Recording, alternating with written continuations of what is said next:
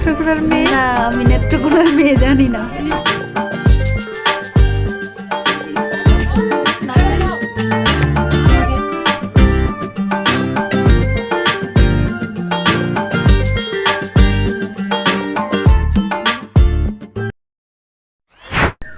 কারো বাসায় মেহমান হিসেবে যে এত মজার মজার পিঠা খাবো কখনো ভাবি নাই। অনেকদিন পরে আমার বোনের বাসায় গেছিলাম, আর ওইখানে আমাকে জোর করে ওরা রাইখা দিছে পিঠা খাওয়াবে আমাকে। এখানে ডো করছে চাউলের কুচি দিয়ে, আর এখানে তিলের গুড় খাওয়া যাবে। নারকেল আছে না এটা? নারকেল, তিল আর মিষ্টি, চিনি না, গুড় গুড় দেওয়া আছে। তো হ্যালো বন্ধুরা, আসসালামু আলাইকুম, welcome back to my channel. আমার নতুন আরেকটি ব্লগে তোমাদের সকলকে আবারও স্বাগতম। তো হঠাৎ করে কোনো প্ল্যান প্রোগ্রাম ছাড়াই বোনের বাসায় বেড়াতে আইছিলাম। ভাবছিলাম আইসা আবার চলে যাব, তো ওরা এত পরিমাণ আমাকে জোর করছে যে আমাকে আর কোনোভাবে ছাড়লই না। আমার জন্য ভালোই হয়েছে, আমি বিনা পরিশ্রমে এত মজার মজার পিঠা খাইছি। আর তোমরা যে পিঠা বানাইছো তোমাদের সকলকে অনেক বেশি ধন্যবাদ, আমার অনেক ভালো লাগছিল তোমাদের পিঠাগুলো। তো গাইস, পিঠা খাওয়ার চেয়ে মজাই হয়েছিল অনেক বেশি, কারণ সবাই মিলে একসাথে যখন কোনো কিছু করা হয় এটার মধ্যে ভালো লাগা ভালোবাসা সব কিছু জড়ানো থাকে, আর অনেক বেশি ভালো লাগে এই বিষয়টা। আর এই যে গ্রাম বাংলার ঐতিহ্যবাহী পিঠা, এটা কে কে পছন্দ করেন অবশ্যই কমেন্ট করে জানাবেন।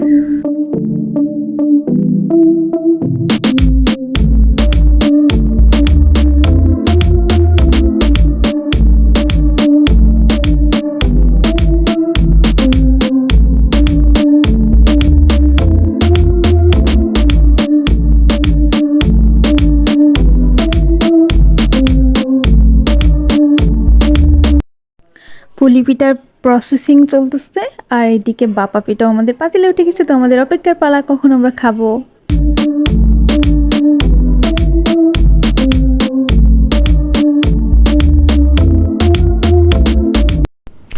গরম গরম ধোয়া ওঠা বাপা পিঠা, আর ছোট থেকে কিন্তু আমি প্রথমে খাই, সবার প্রথম। তো এইখানেও এর বিপরীত হবে না।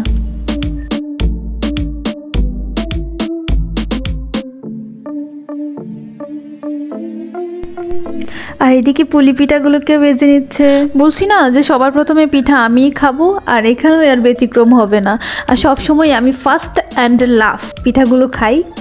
তো দেখতেই পাচ্ছেন এদিকে আমি গরম গরম ধোয়া ওটা পিঠাগুলোকে ভাঙছি। ও ধোয়া।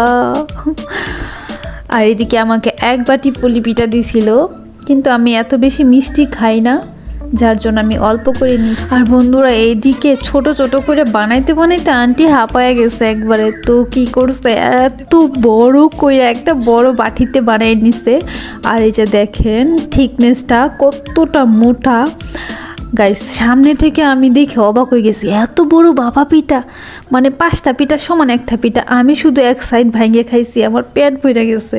আর পুরোটা আমি পাঠিয়ে দিছি। আমি মানে বাড়িতে হইলে তাও একটু ট্রাই করতাম অনেকক্ষণ যাবত, যেহেতু আমার খাওয়াটা একটু দেরি হয়, এটা সবাই জানে। আমরা পিঠা খাই। আপনারা সবাই ভালো থাকেন, সুস্থ থাকেন, সুন্দর থাকেন। পরবর্তী ব্লগ দেখার জন্য আমন্ত্রণ রইল সবাইকে। আল্লাহ হাফেজ।